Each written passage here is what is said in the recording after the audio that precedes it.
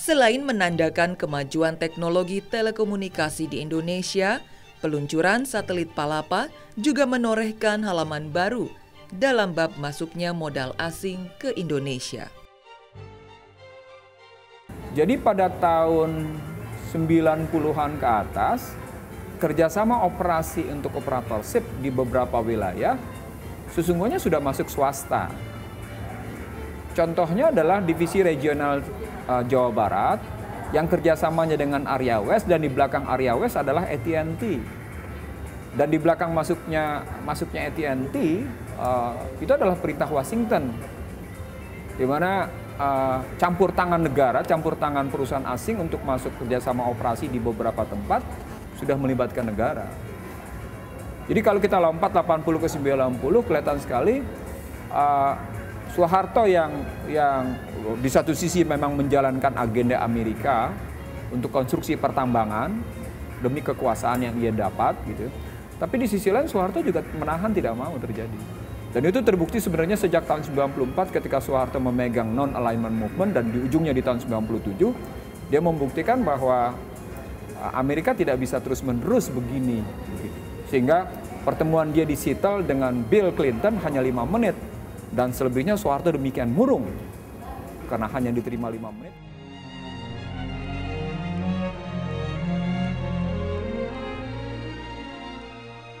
Tahun 1980, pemerintah menasionalisasi perusahaan swasta PT Indonesian Satellite Corporation (TBK) menjadi salah satu badan usaha milik negara.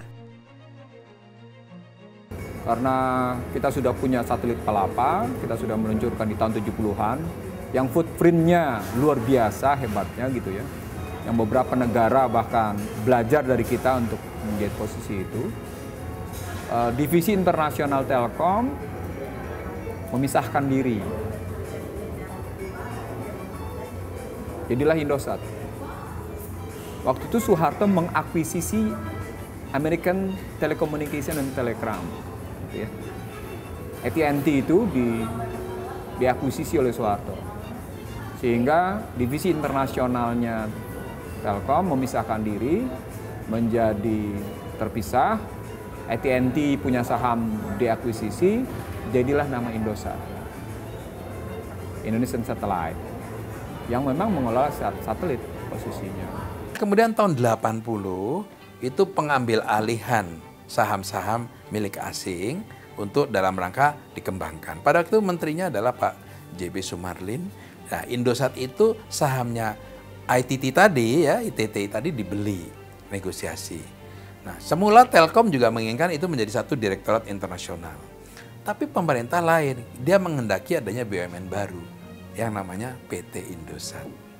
Itulah ceritanya. Tapi baguslah, habis itu ada 2 perusahaan, satu PT Telkom, satu PT Indosat. Itu 2 perusahaan besar. Indosat hanya mengoperasikan ke luar negeri, di dalam negeri sampai ke ujung itu adalah oleh Telkom. Pasca era reformasi, tepatnya tahun 2002, Indosat dijual.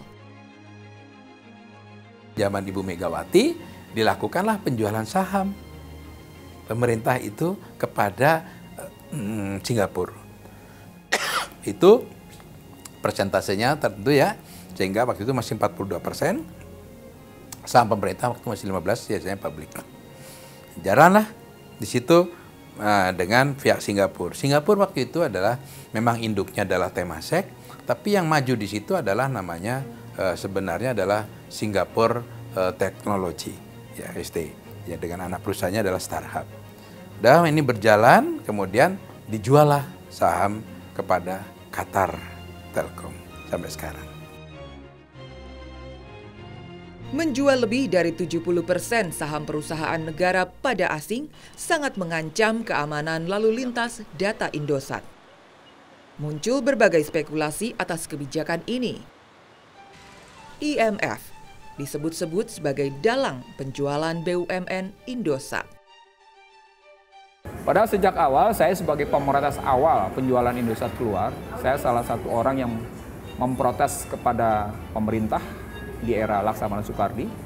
Indosat di bawah Widya Purnama dalam satu debat di TV swasta, saya menyebut penjualan itu menjadi penjualan tidak layak. jauh sebelum reformasi, Indonesia dianggap melakukan monopoli. Padahal sesungguhnya bukan persoalan monopoli. Persoalan pokoknya adalah orang asing kepingin melihat masuk ke pangsa pasar Indonesia yang memang menggiurkan. Amat sangat menggiurkan. Maka setelah terjadi reformasi, kesalahan Pak Harto yang memang memberikan bisnis itu ke lingkungan keluarga dan konglomerat tertentu, dipukul habis dengan istilah duopoli. Di sana atas perintah IMF, Indosat dijual.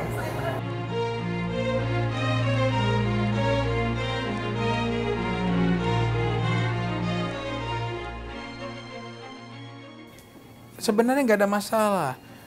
Pada saat itu dianggapnya krisis ya. Krisis adalah untuk perbankan. Di telekomunikasi nggak ada krisis. Kalau situasi sekitarnya krisis, telekomunikasi itu makin meningkat trafiknya. Coba deh kalau ada gempa bumi, orang kan mau trafik, tapi justru trafiknya itu naik, kecenderungannya begitu. Itu selalu ada bencana alam, pasti trafik yang ke arah naik gitu. Ini manusiawi dimanapun begitu. Waktu ada gempa bumi di San Francisco juga kelihatan, saya pas ada di sana, trafiknya tuh naik gitu, cepat. Itu wajar ya. Tapi maksud saya tidak tahu persis, jelas mungkin pada waktu itu adalah untuk menutup APBN. Saya kan termasuk orang yang tidak setuju APBN kan dari awal. Karena untuk APBN ya kalau kita nambah APBN itu hanya untuk 1 tahun. Misalnya 2012 itu ada defisit. Misalnya berapa miliar. Ditutup dengan privatisasi BUMN. Udah kan? Selesailah nggak ada defisit. BUMN menjadi milik orang lain.